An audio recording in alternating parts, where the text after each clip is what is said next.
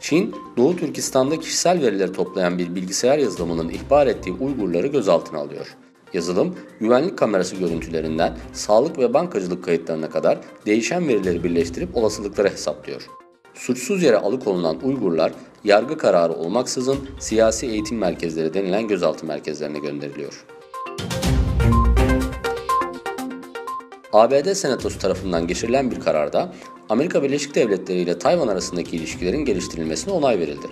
Çin yönetimi karardan memnuniyetsizliğini dile getirirken, Çin Dışişleri Bakanlığı Sözcüsü Hua Chunying, yeni kararın yasal geçerliliği olmadığını ve tek Çin ilkesini ciddi olarak ihlal ettiğini söyledi. Putin'den canlı yayında tehdit gibi füze açıklaması. 18 Mart'taki başkanlık seçimi öncesinde yaptığı konuşmada Rusya'nın hiçbir ülkede bulunmayan füzeler geliştirdiğini anlatan Putin, dünyanın neredeyse her noktasını vurabilecek füze geliştirdiklerini açıkladı. Ermenistan, Türkiye ile ilişkileri normalleştirme anlaşmasını rafa kaldırma kararı aldı.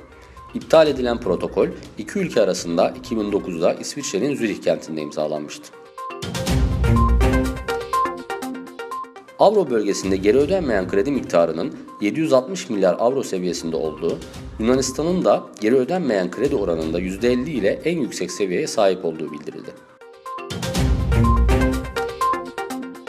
Kazakistan lideri Nazarbayev, parlamento ve hükümet faaliyetlerinde dilin devlet dilinde olması gerektiğini söyledi.